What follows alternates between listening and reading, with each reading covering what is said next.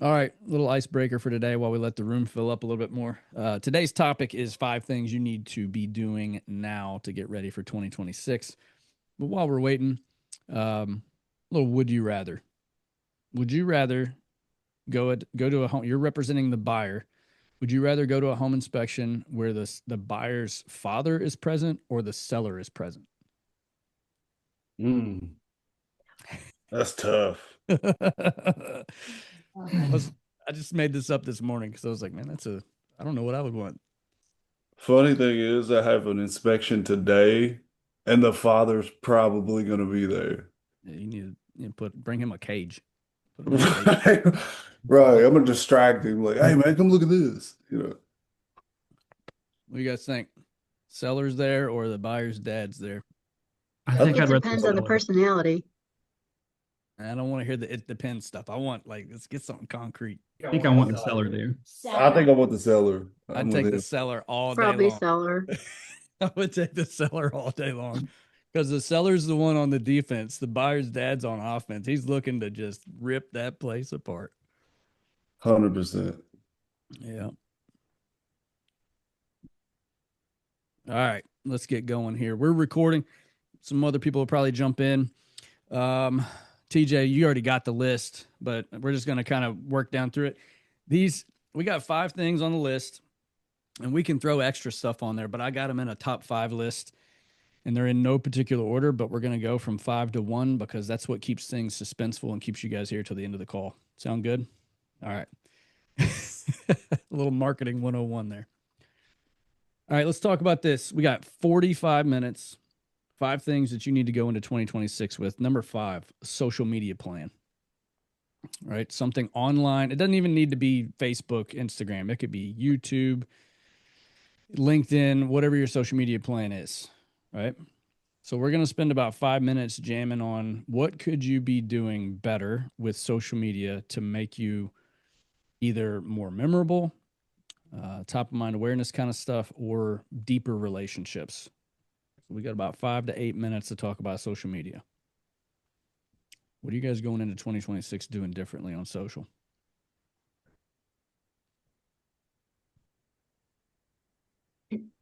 Well, I'll start because I cheat.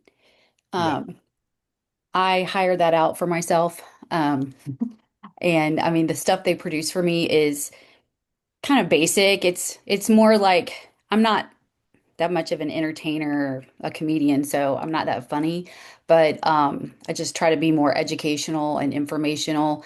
And so most of the posts that they do for me kind of run those lines, which is, but the thing that's good about it, if what it maybe lacks in like um, maybe like creative flair, is just consistency, because they post for me 2 to 3 days a week, and I know when it's coming, and then I can like pepper in personal stuff throughout the week or other, on my real estate page, I have a constant feed from Creeping Current Matters, so I can like cross post stuff there. So for me, it's just a consistency. And so that's what you mean about plan, but I don't really have to plan it because I pay somebody to do that for me. Well, you essentially you removed yourself as a bottleneck, right? You know you Yes, want because I would definitely be a bottleneck. yeah. Yeah, and I think we're all busy people, right? We have to talk to people and negotiate contracts and lead generate. Social media is necessary for long-term branding. But you removed yourself as the problem, and I like that. Whether you agree or disagree on quality of post or how it's posted or anything, hey, it's getting done, and you don't have to be the one that slows it down. Right. Kat, you got your hand up. Yeah, so about 5 months ago, I was blessed with receiving a hyper local Facebook group that already had 17,000 people. So I've been working on growing that. But what I've noticed the most is that by posting in that group as myself, my engagement on social media has gone up from about 35,000 a month to over 250,000 a month. So just be engaged in those local groups and post the meaningful content to get the reactions. So I'm going to do more of that. And then also diving in a little bit more to AI generated videos using HeyGen. I've been doing the AI boot camp that EXP is doing. and holy cow, my mind has been blown. So, want it to be as authentic as possible, but also as attractive as possible. So. Love it. Using some tech tools there. And I like the fact that you're jumping into groups too, the common interest, showing up as an expert. Yeah, and really I'm just as a community, not, and I think our rule is that businesses are limited to direct advertising twice a week. And so that applies to me as well. So then that adds more value to my direct advertising also because they know who I am. So Sweet. TJ, you popped off there for a second. Yeah, one thing that I'm gonna change in 2026, I think I'm making life a little bit harder for myself because I'm making a lot of short videos. And I think if I can just do more long form and then cut those up, there I can make so much more content. And like I'm somebody I can sit and talk for 15 minutes pretty without like worrying about it. As opposed to like these little, 90-second, because those take so much longer, even though they're shorter, it takes the same amount of time essentially, because you still have to do all the stuff. So that's what my intention is. And then that way I can have a YouTube channel, which I haven't used YouTube at all, which is dumb, and just have more multifaceted approach. Yeah, I am actually, I'm going to go into the chat right now. I have a link to Opus Clip. So I've been using Opus Clip. If you create a long form video, you're interviewing somebody, right? You can interview somebody. You could do something. You can just go on a rant, and Opus Clip will take your video and it will cut it down into bite-sized pieces for your stories, your reels, YouTube shorts, all that stuff.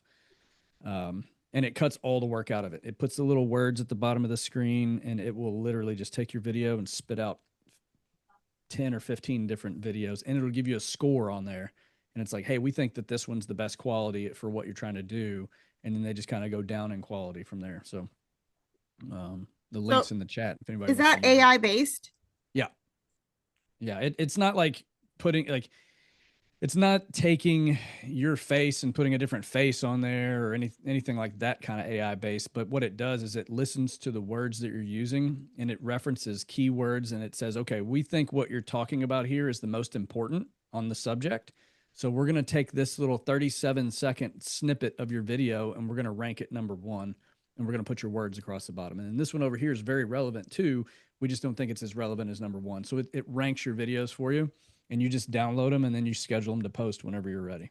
So on that, can you, like with ChatGPT or Claude or whatever AI you're using, you can ask it questions to get to know you, and then it saves that information. So when you say this is the best clip for the message that you're trying to give, can you ask Opus Clip to ask questions to get to know you, or is it just like, here's my video, chop it up in pieces and make it pretty, call it good?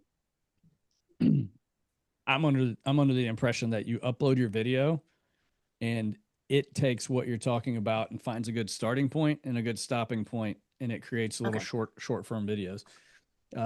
Is there a way to like train it? Maybe. I know you can put keywords in there, and you can say any part of this video where I'm talking about home inspections, I want you to make a reel out of it. And you can give it keywords, but I don't think you can give it like a big long prompt or anything. Okay. I have a question real quick, Aaron. What makes a video long form? Like how much time is considered a long form? Anybody want to answer that? 6 minutes or more. Anything over 30 seconds? No, 6 minutes or more typically is considered long form. Oh, wow. On YouTube, before you hit, or when you hit 6 minutes, that's when they're going to automatically start inserting their own commercials. Oh. I guess long form could be considered 3 minutes or more, but YouTube considers it 6. That's one way to look at it. The way that I look at it is a story form video is going to be 15 seconds or less for me. A reel on Facebook Reels, YouTube Shorts, or Instagram, I'm looking for 60 seconds, like 30 to 60 seconds. So for me, long form, I think some Reels or TikTok stuff, you can get like 3 minutes, up to 3 minutes. Anything longer than 3 minutes, I think is long form. Like if you're interviewing somebody or going on some big monologue or something like that, if it's longer than 3 minutes for me, I consider it long form. That's just my own opinion.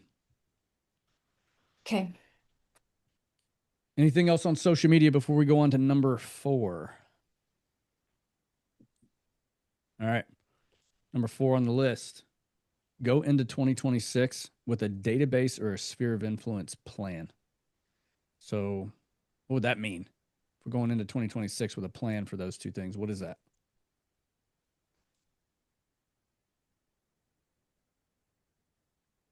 Stumped y'all. Well, a marketing plan. This is what I'm going to do in January with my SOI, February, March, April, and so on. These are the events that I'm going to hold for my SOI.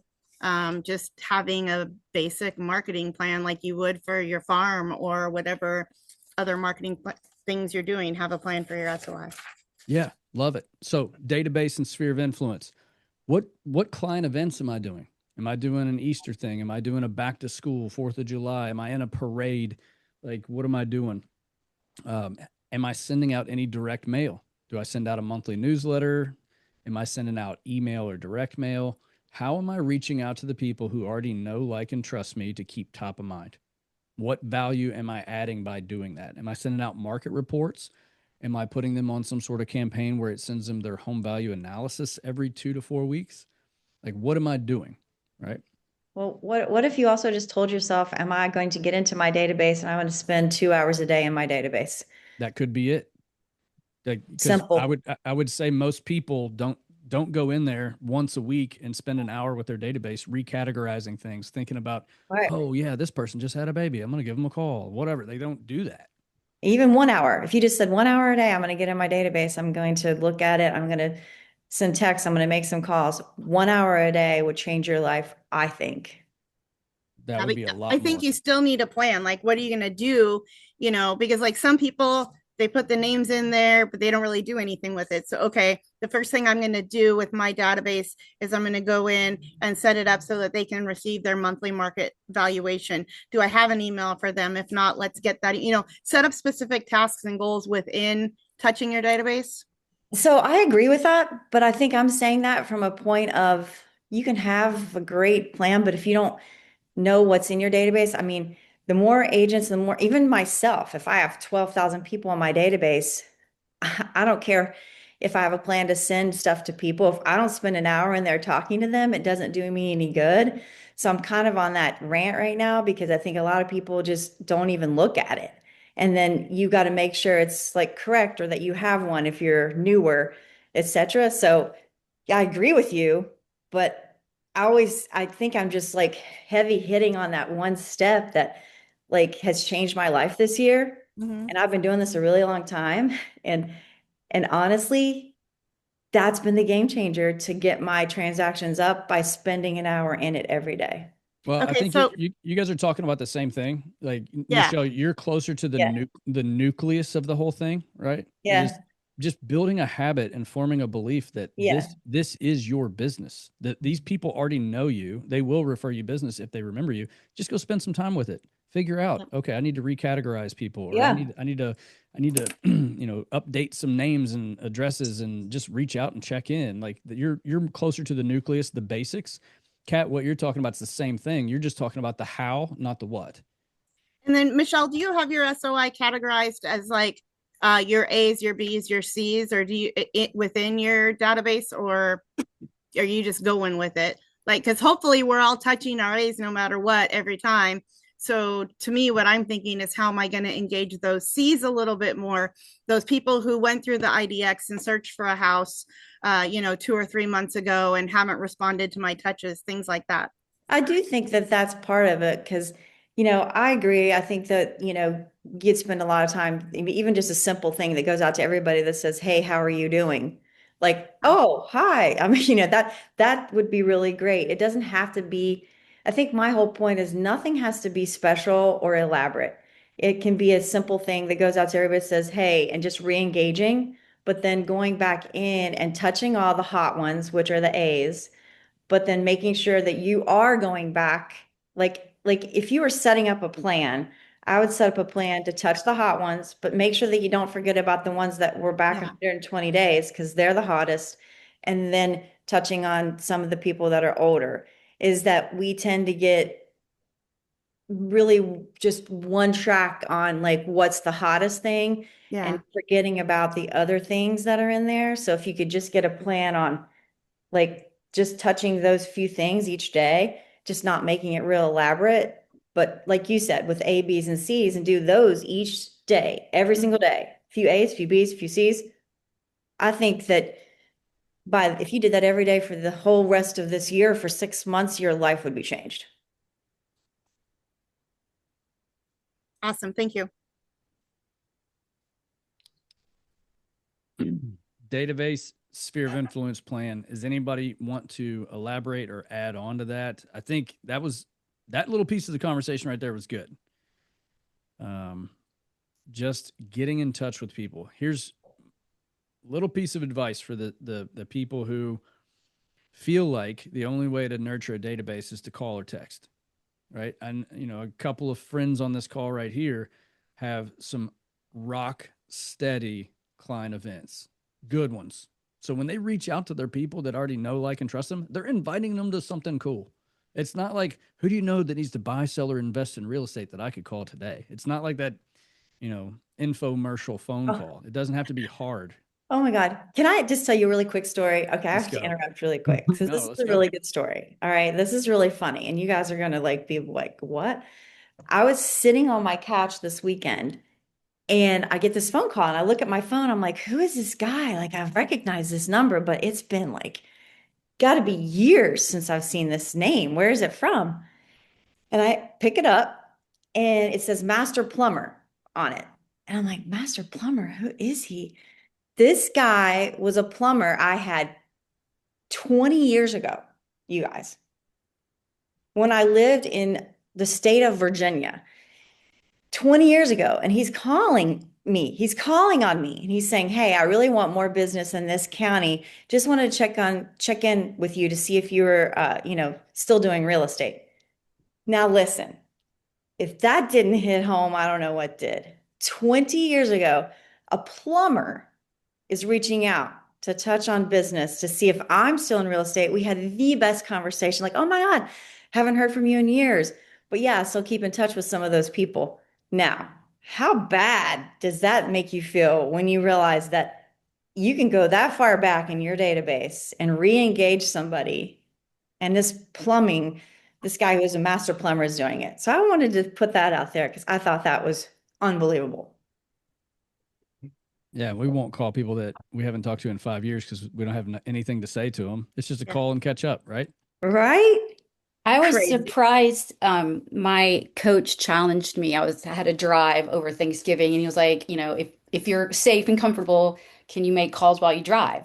And I was like, yeah, And so I had a list of all my clients from this year, and he was like, I just want you to call everybody that you've worked with this year and just tell them that you're grateful for them. And I was like, oh, I can do that, And so I probably got like 7 calls in because everybody ended up wanting to talk so much. And they were so excited to hear from me. They were like, "Oh my gosh, Shelly, that is so nice. Well, we're grateful for you too." Like it just led into like some really good, like sweet conversations. And I was like, man, why don't I do this all the time? I know. But it really was kind of nice, I was very well received with that message. And I never even spoke about real estate. Sometimes they brought it up, like, well, we heard this and that or whatever. But yeah, so. Yeah. So can I piggyback off of Shelly for a second? Yep.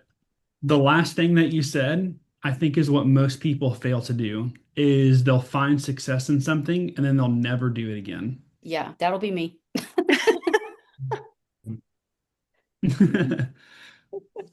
Well, can I make a comment too on that, Shelley? There's sometimes there's times where you don't have a whole lot of time to chit chat with somebody.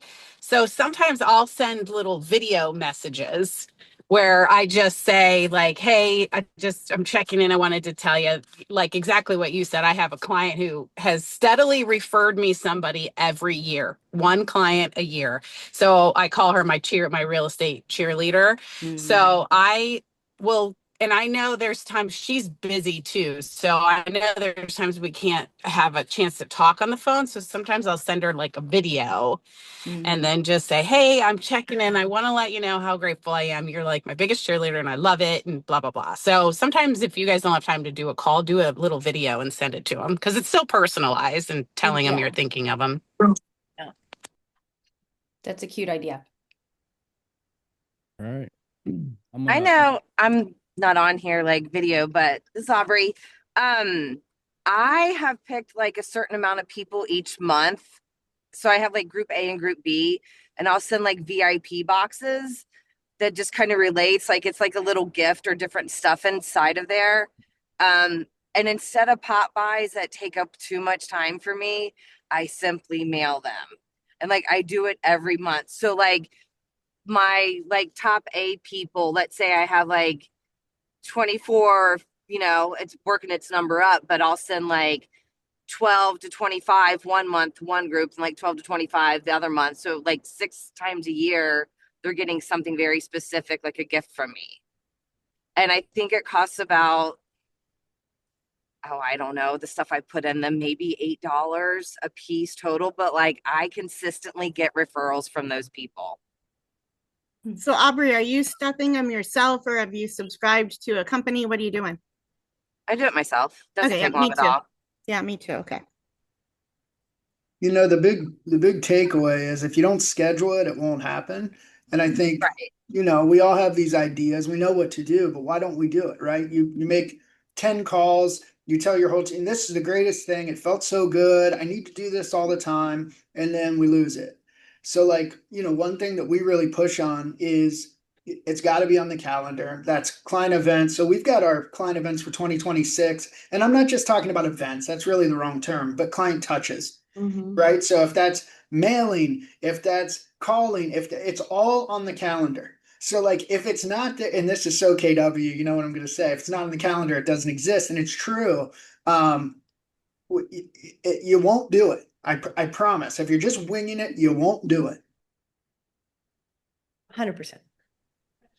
You guys cool if we move on? We're getting through this top 5 list. We're on number 3. Brad had his hand up. Come on, Brad. I see Was you, he brother. clapping? I thought he was clapping for you. That's a clap. This is not my typical Teams. It's an animated clap. This in Zoom it's stale. But I was just gonna say, TJ, I couldn't agree more. My whole system, our CRM, we're able to follow up like with tasks out in front, and that's exactly how I keep things rolling. Is like if you reach out, you're tasked to set up your next reach out, however long it may be. I've got some clients who I know are not even in the sphere of buying for another year, but I've got touches planned out for the entire year just to see how they're doing. So couldn't agree more. If there's no plan, it won't happen. Well, and the other thing that I'll mention to you guys, the last thing on the database situation when it comes to being proactive on this stuff, TJ hit the nail square on the head. If it's not in the calendar, it won't exist. But here's the other thing. Put it early in the day, early in the month, or early in the week. If you hop on an airplane at 6 a.m. headed where you're headed, the day hasn't happened long enough for their things to go wrong. If you schedule your flight at 8 p.m., one of those flight attendants could get sick. Pilots could time out, airplane problems, whatever. The day will get to you if you don't get it done early. The week will get to you if you don't get it done early. And front load everything if you can. If it's important enough, put it on the schedule early and get it done. Number 3. TJ, you want to lead this one? I know you got the list, but I don't want to put you on the spot. Read the list because I don't even have it up. Yeah. So number 3 is have a follow-up plan on the leads and contacts that you already have. Yeah. This to me, I think this is probably that and Sphere are 2 of the most important things on the list. But yeah, so anybody who's working cold leads, referrals, warm leads, internet leads, it's all the same. The odds of them buying from when you touch base or selling from when you touch base on the first call is very low. That is like the golden goose. Occasionally you find it, but like you can't farm golden geese, right? So you've got to have a touch plan. And the balance is, how do I stay in front without being annoying? And this is where so many agents lose because they say, I don't want to be annoying. So when somebody says, we're due something in 6 months, they say, okay, I'll call you in 6 months. And then they see the house listed in 2.5. So I would say the best agents are not afraid to follow up. It's the biggest separator is follow up. And if you don't do anything else from this call, if you follow up with people, and that's leads, I don't even like the term leads, but you know what we mean. If you follow up with people and you do it in ways that add value, you will not be annoying. And I would say whatever timeline they give you, cut it in half immediately. Kat, you got your hand up, and then I got something. Yeah, I was just going to say for people who aren't sure, like how to follow up, what to follow up with, between ChatGPT and Claude, I've come up with an amazing follow up plan for my expired listings and my FSBO listings that is on brand, that is going to, get their attention. He's given me the timelines, everything. We've worked it out together. And it probably took me about 4 hours to pull an entire 8x8 follow up plan together. So there's nothing that will motivate you more than failure, guys. So yesterday, I'm scrolling through Instagram Reels, and you know how when people put their thing up there, like, check out what we did last month, and it's got all these pictures on there where they went to the zoo and they did all this stuff. One of my people in my pipeline posted that they were cutting a ribbon on a Dree's house, and I didn't even know about it. Now, I had a choice. I could get mad about it, or I could use it as fuel, right? So what I did, I sent them a message and said, hey, congrats on the new house. Where did you end up buying? I just rolled right into the conversation with the congratulations. The next thing I did is I went to Trello. Trello is how I manage my buyer pipeline and my seller pipeline. Went to Trello and sent a message to every single person that is scheduled to list or buy a house with me that's on my pipeline right now. But because there were several people I hadn't talked to. Oh yeah, we're going to move in, 6 months. Turns out that wasn't the case. I didn't, like Derek said, I didn't cut the timeline in half. I let them go too long, and they got off the line. But I went back in there and followed up with everybody, just checking on them. Hey, hope you had a great Thanksgiving. Is there anything I can be doing for you right now? I saw that a few houses had sold in your neighborhood. I'm keeping an eye on that. They're like, nope, looking good. We're still shooting for after school's out, but that's going to happen to you. At some point in your career, you're going to have one get off the line, and it's going to either motivate you or it's going to tear you down.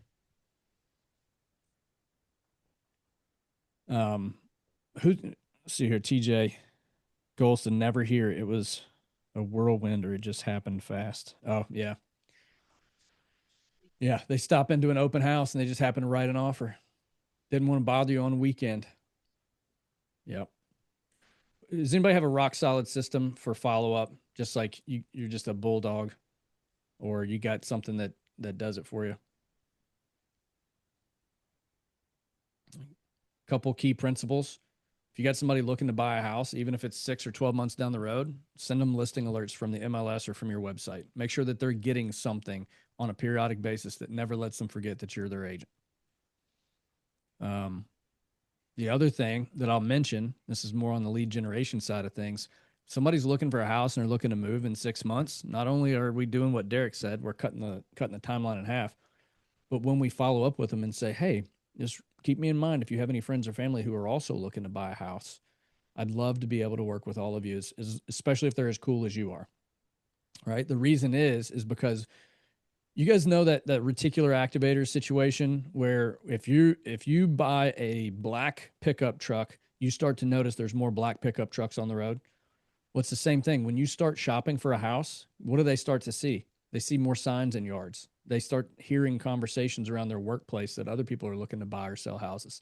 They start to hear the real estate conversation more because they're in that mindset. So if you have clients that are in the searching process or they're listed or they're under contract, that's the best time to ask people if they know somebody looking to move, because they're probably talking to other people about it. Hey, Aaron, can I give y'all a story? Yeah, Derek or somebody. You all maybe can learn from me, my mistakes. So Yep. I had this client that I sold her and her husband a house probably 20 years ago. And then I sold it for them when they got divorced and he moved on. She moved to Cincinnati, and about 2 years ago, she called me and I listed her house in Mason, and she moved to Kentucky. Well, about a year ago, or a year and a half ago, she calls me and she tells me that she wants to sell the house she bought in Kentucky because she's getting married. So we made a plan to get together in like, I don't know, it was like 2 or 3 months. And she would be ready at that time because she was going to move to Frankfurt. Well, I didn't do a good job staying in touch with her, and she thought that I didn't want to list her house.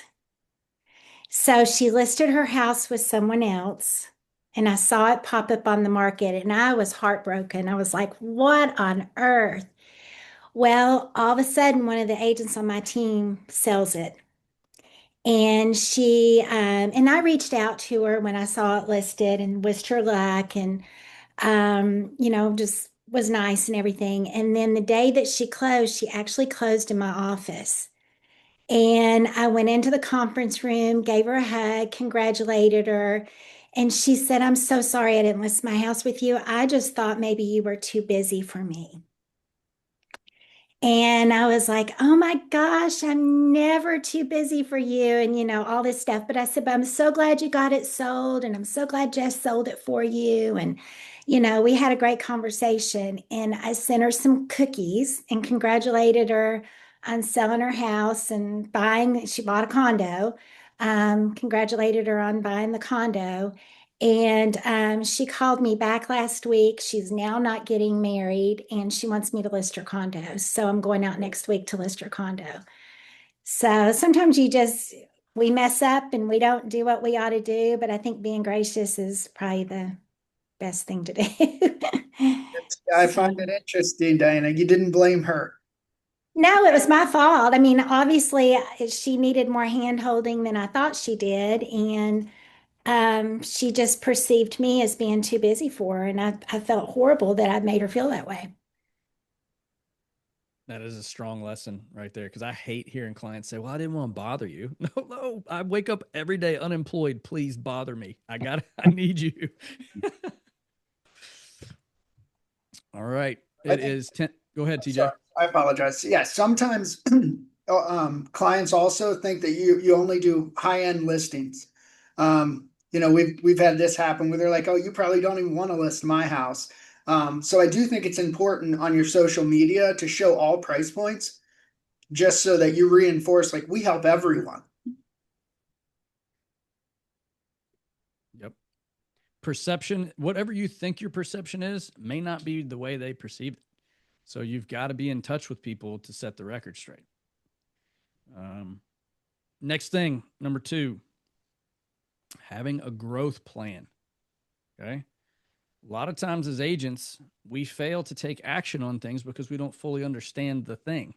We don't do the client events because we haven't taken the time to fully understand how to put together a good client event or whatever that thing is. So when it comes to a growth plan, what are some items? There's plenty of agents here who probably have gone through, plenty of training and events and growth. What are some things that an agent could put on a growth plan for 2026 to build their knowledge or to learn?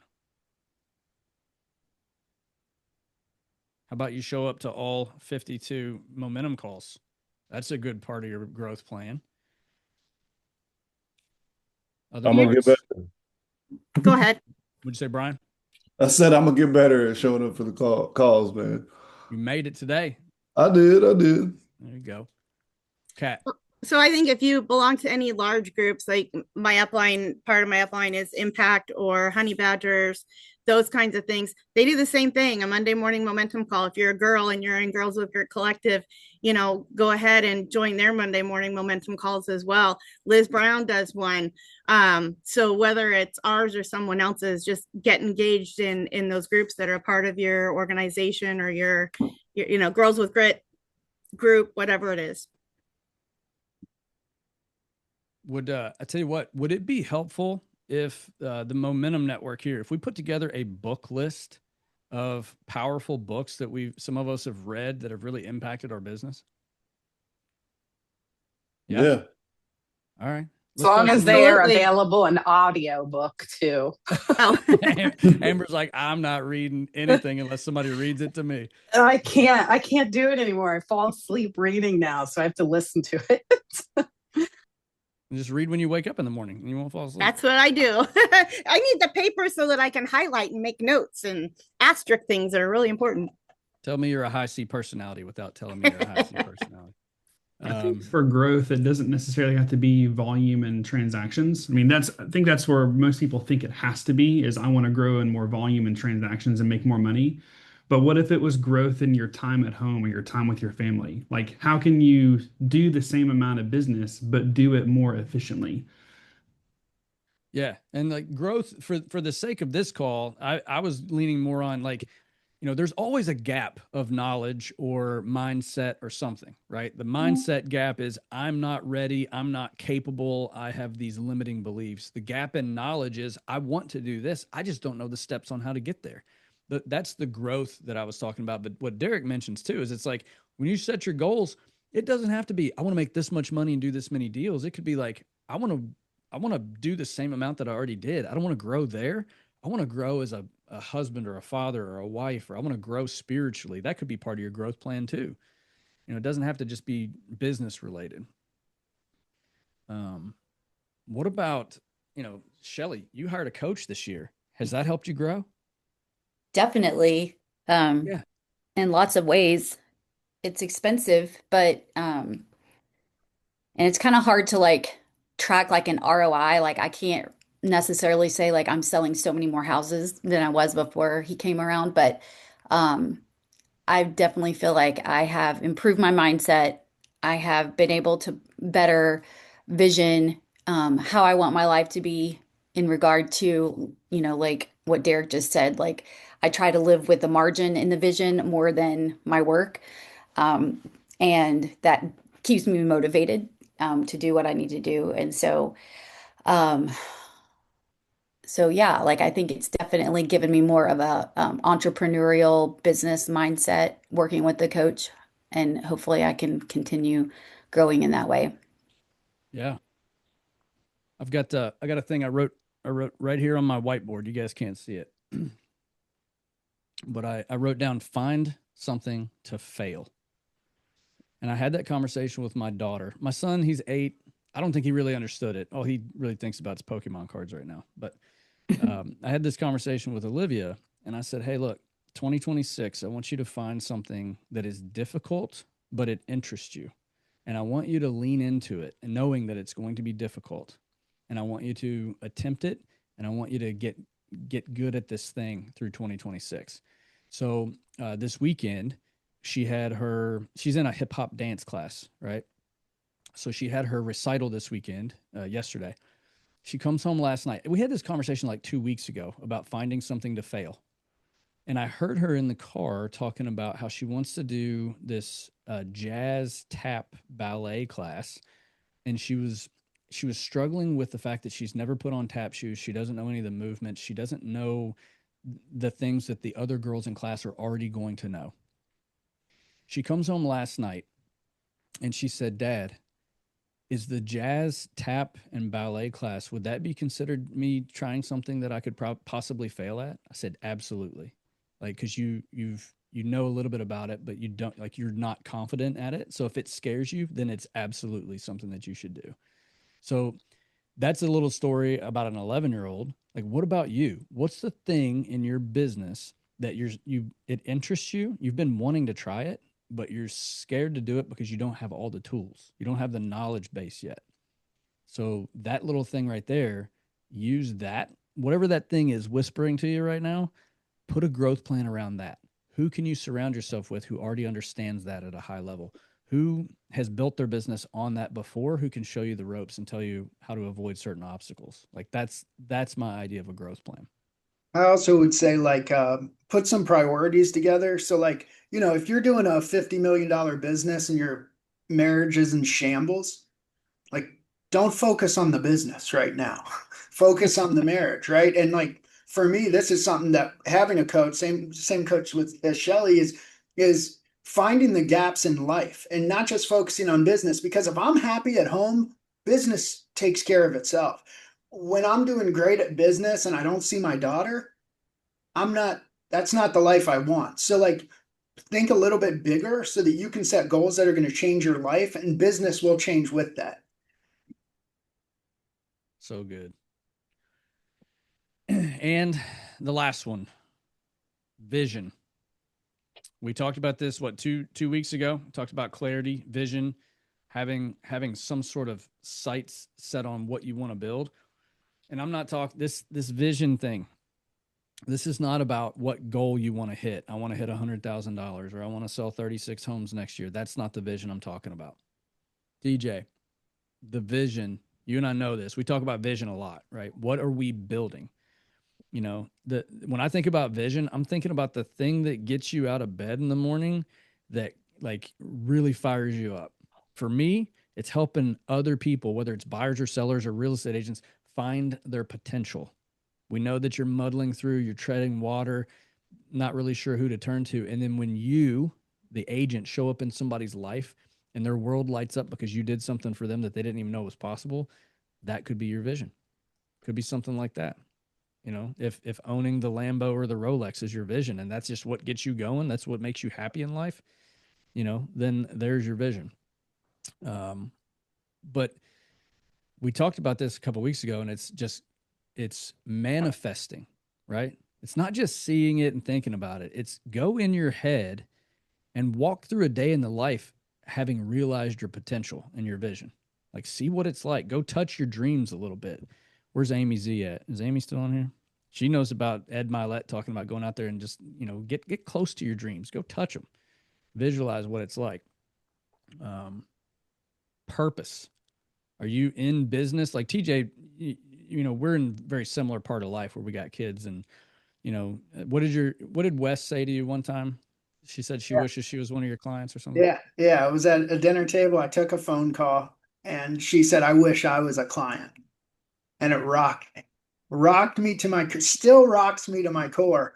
And in that moment, I made a change on how I do business. It literally changed everything moving forward. No evenings, no weekends. Life changed that day. Yeah, that would hit me pretty hard too. But yeah, the last thing, it's not a big, you know, hoorah moment. There's no fireworks around it, but I would say put down the TikTok, put down Instagram, get a journal out and just write a letter to yourself in 10 years. And then write a letter to yourself 10 years from now back to today, telling yourself all the things that you've accomplished. And you might actually, through that activity, you might actually discover what life is calling you to do, because this is more than just selling houses, guys. Selling houses is just how we fund our life. It's just how we make money to buy the Hot Pockets and the pizza rolls and whatever else you're into. Real quick, Aaron.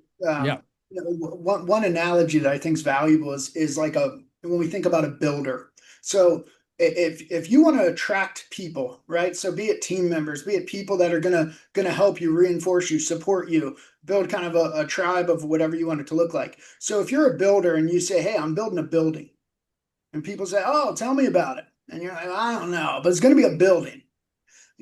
That brings nothing. There's no excitement. There's no connection. But if I've got blueprints and I can describe what this building is going to look like, I can tell you how tall it's going to be. I can tell you that it's going to be the tallest, like that will attract people because they see the passion. And if you don't define what you're building, it's very difficult to get passionate about it. And that's going to make it very hard to A, stick to, and B, attract people to help you get there. And what TJ's talking about right there, when you have built your blueprint, let's just say that part of your business building strategy or your marketing strategy is social media video, right? Let's just say that that's one of your things. When I'm looking at you, Brad, you're nodding your head because he's the video guy, DR Horton over here. Yeah, love it. But let's just say that that's your strategy and you do what TJ just talked about. You've thought it through. You know what the windows are going to look like in the building, in the cathedral that you're building. You know what the colors are going to be. You know how it's going to feel walking through the doors of that thing. Everything in your business changes when you have clarity on where you're headed. Those videos on social media are probably okay or good right now. when you have clarity on where you're headed and what you're building, I guarantee you that they'll get better, because now it's done with purpose. It's not just done out of recording content and posting. It's done with purpose. When you have a purpose, like Shelly, you're helping the seniors out, right? You like helping seniors, whether it's aging in place or moving or whatever that is. When you have a vision, a purpose, and it's clear, your marketing pieces towards the senior community are going to be so much better because the vision is coming alive. It's better than just sending out a postcard. It's coming to life. And that's what vision can do for you. Most people avoid it because it's airy fairy and you can't touch it. It's not sexy to talk about. But when you have it, you'll know you got it. Do me a favor really quick. If you guys will, in the chat, type the name of a book that you've read that you would recommend other business people read, not just real estate agents, but any business person. I'm gonna build us a resource guide, and I'll put these into categories. Some of the business books that you'll read out there are about what is like essentialism and Darren Hardy's compound effect. It talks about doing the small things and doing the things that matter most. Some of these books are about mindset. Some of them are about lead generation. But if you've got a book, Atomic Habits is in there. Love that one. Derek, I've got that on my nightstand. 38 letters from J.D. Rockefeller to his son. That's on my nightstand right now. Probably the best book I've read this year. Really? Yeah. All right. And I think Atomic Habits saved my life, honestly. I love to hear that. James Clear, Atomic Habits. That's a good one. Did you guys read The Greatest Salesman in the World when you started with Southwestern? I love that book. I could read it and read it and read it. It's not really, I mean, it's about being a salesman, but it's so deep. I love that book. Did you read it, TJ? Yes. It is so good. I could read it over and over and over again. Hey, who recommended last week? Was it last week? Somebody recommended the 7 primal questions. Who did that? Probably Mom. Derek. That was you, Derek. Oh. Wasn't it? So I went in, I ordered it immediately. As soon as somebody recommended it, I ordered it. So. Amy Z, Inner Excellence by Jim Murphy. Fanatical Prospecting. That's by, is that Tristan? No. Jeb Blunt. That's right. Can I say to the 5 things we talked about this morning, because I'm that guy, I'm going to say it. For your social media strategy, I would phrase it as, what's your social media or your AI strategy? I don't think people quite understand how quickly AI is moving right now. It's the quickest technology advancement that's ever hit this universe. So if you're not in remote territory of utilizing AI in your business, you are literally falling behind faster than anybody else right now. So what would you recommend? Somebody who's not engaged with AI right now, Derek, and there's all different personality types. I mean, some people on the call may not even know how to turn their computer on without help. But like if you're an agent right now, what resources would you use? Would you just go on YouTube and start asking how should agents use AI, or what would you recommend? I follow Matt Wolf on YouTube. He releases videos weekly on the latest advancements with AI. Now, they're not specific to real estate. This is like all the things that are just changing with AI. So just being aware of all the happenings that are happening, like most people have never heard of Nano Banana. Well, most people haven't realized that Nano Banana is an image generation software where you can give it a prompt and it will generate an image. Well, they just released a new video model where the same technology can now be producing videos for you that just released on Friday. So I would just stay updated with the current trends. But one of the biggest things that I think agents could be doing right now is leveraging AI to write really crystal clear listing descriptions, because Zillow is directly integrated with ChatGPT. So if your listing descriptions are not location based, because most people, when they prompt searching for things, they're searching for things around where they work or around where they currently live or around where their kids go to school or whatever it might have you. That's how ChatGPT is searching inside of Zillow right now to give recommendations of housing. So if your listing descriptions are still written like it's the late 2020, like if it's 2018, that is not right. You should be very much location enhanced listing descriptions right now. So those are just 2 little tips. But there's Could you give an example of that, Derek? Yeah, so nestled. If I'm a potential buyer, I might say to ChatGPT, "Hey, I work at Cincinnati Children's Hospital, and I want a 20-minute drive to work. What are some of the listings around my work?" Like the different descriptions that you should be giving inside of Zillow or Realtor.com or whatever it might be right now is like 15 miles away from downtown Cincinnati. Like that's the type of text that needs to be in those listing descriptions. Or if you have a home out in Burlington, 3 miles away from Idlewild Park or something like that. Like being location specific is really important right now. So Derek, you know what you just did? What's that? You just got volunteered to do a Derek Caldwell AI session on the Momentum Absolutely. Call. That sounds good. But yeah, I feel like that's my forte. I love AI, spend most of my day in it.